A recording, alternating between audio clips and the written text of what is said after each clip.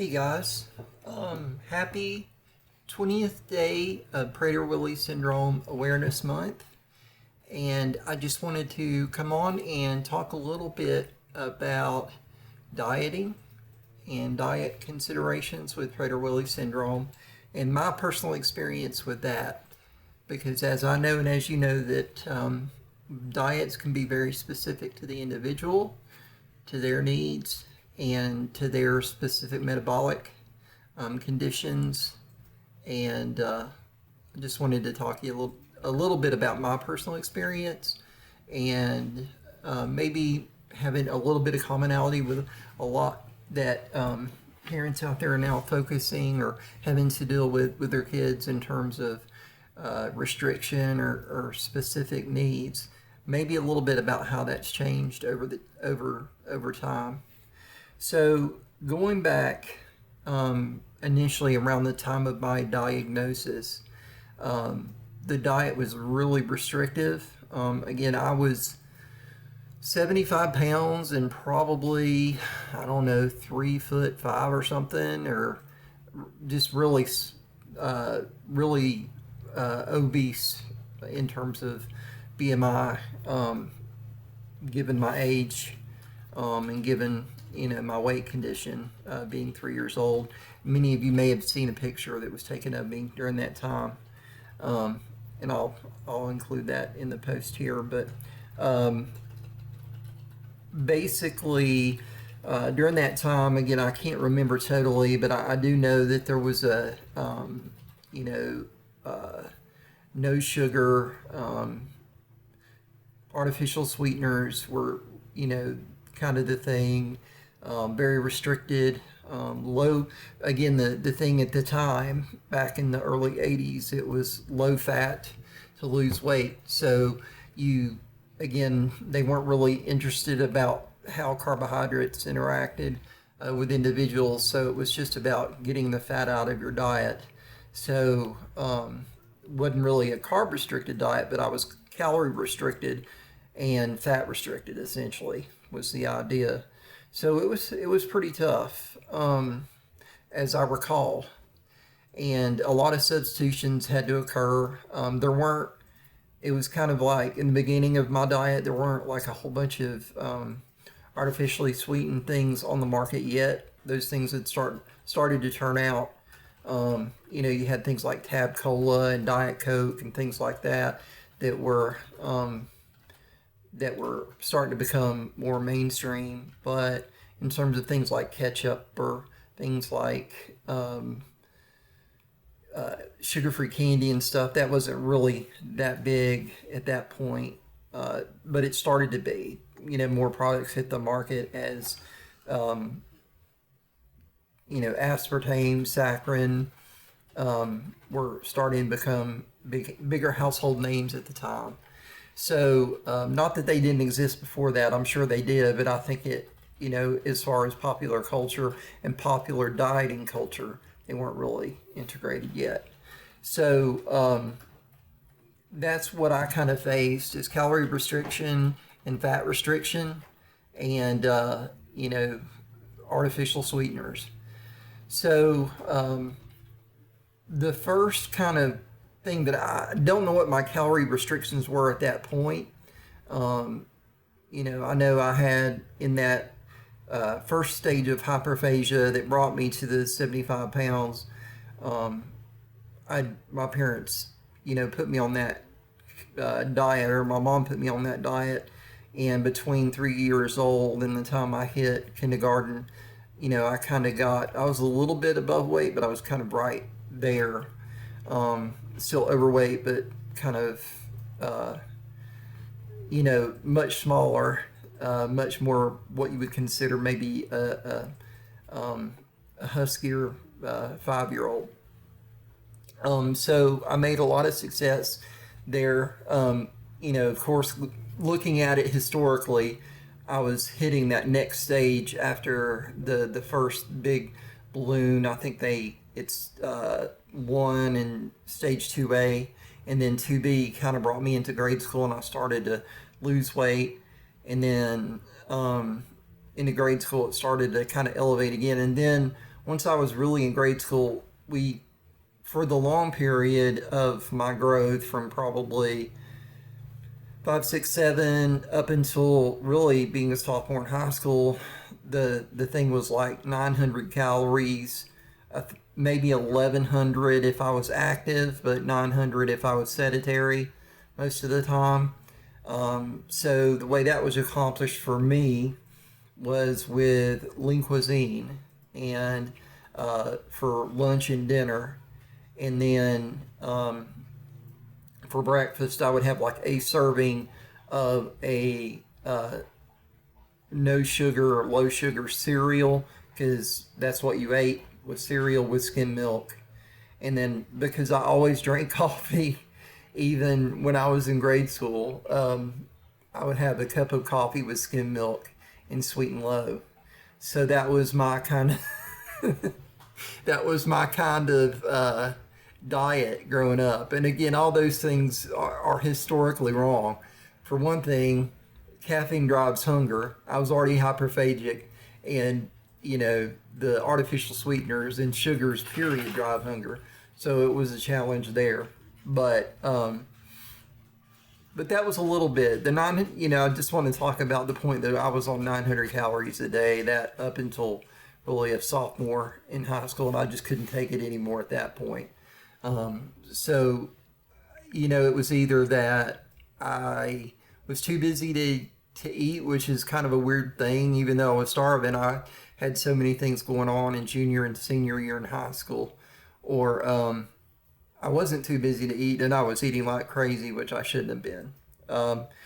So that was a little bit, just dealing with that 800 calorie a day diet, and or 900 calorie a day diet. And then, we tried to make my dinners a little bit better.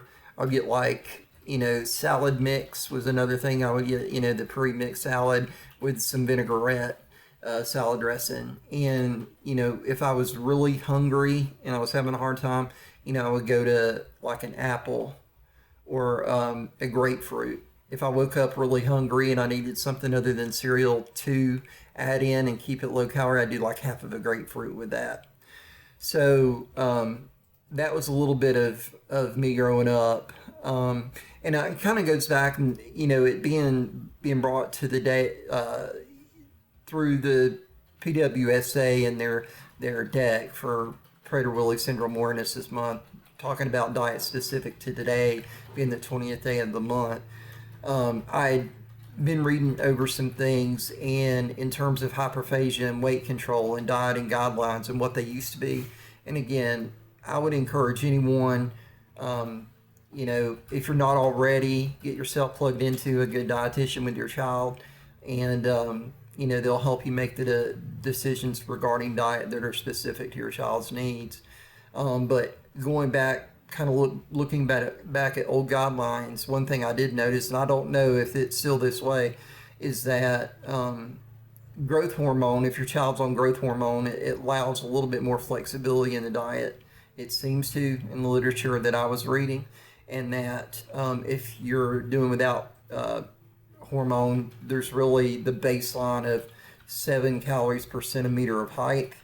So I was curious about that. What would that equal? And for me, being 5'10", that would be, I think, 1,246 calories per day would be the guideline without hormone and just given height. So knowing this, there's a lot of kids that are not on hormone, a lot of kids that are very short still because they're not on the growth hormone, or it's part of the syndrome, the disease, that they don't put on height, So again, calorie restriction really being low at that point, lower than what I saw when I was younger for some people. So there's a lot of that challenge going on. And it kind of got me thinking about, well, how do I deal with restrictive diet now? And I don't really have a restrictive diet now in a traditional sense. I'm kind of limited by my body and what my body can handle because of my extreme pancreatic insufficiency. I still deal with the hyperphagia, and I still deal with the fallout of that, and my pancreas kind of conflicting. But Um, uh, I think that,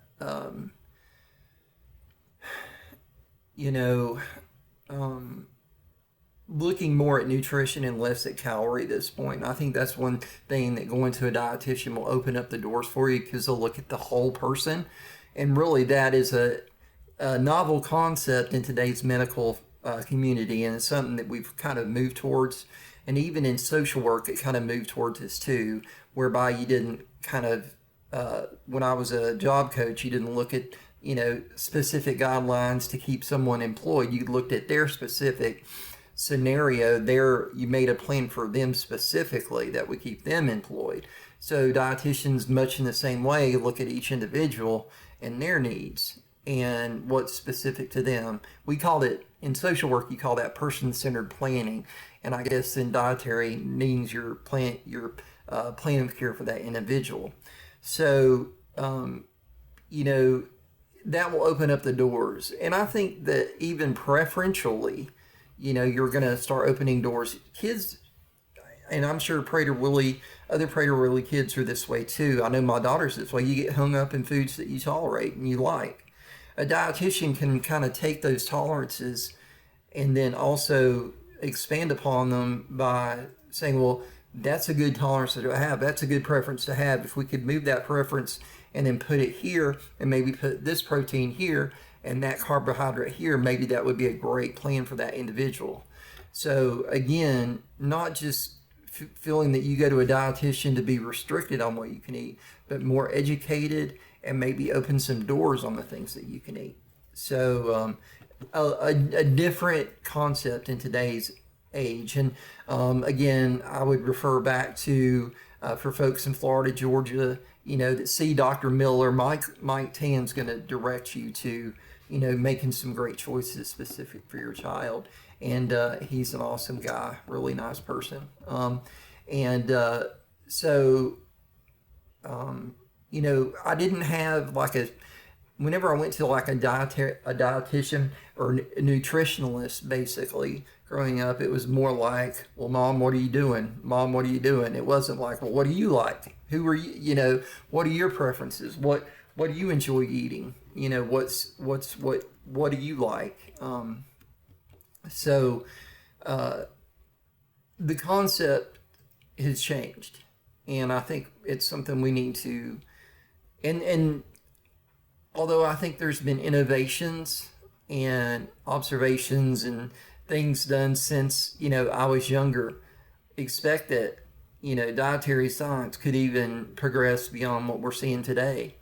That, when your child's an adult, he may look back and say, well, wow, I wish they would have known that then. That would have helped me then. But like I do, now for myself. But, it's a challenge. So the point of today's video is definitely reach out to a dietitian if you haven't already. Even before a formal diagnosis, I think it would be beneficial because, again, there are lots of situations physiologically that change your metabolism.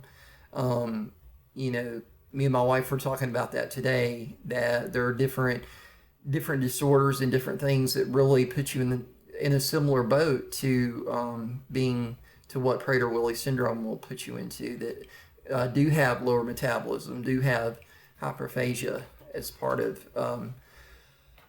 of their symptoms for that specific disease.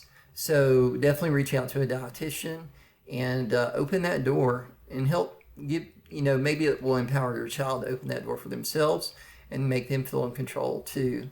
Because, it's great that we put our children, and children should be in food secure environments with Prader Willi syndrome, but it's also important that they feel empowered over that, and that maybe they're the person that makes sure the door's locked on the refrigerator after every meal, and not for the point that, they're trying to check it to get in, but they want to make sure that it's locked so they feel good and they feel less anxious about it, and it feels safer for them by taking away that anxiety. So those are my thoughts for the day. And again, happy 20th day of Prader Willi Syndrome Awareness Month. And I hope you have a great day.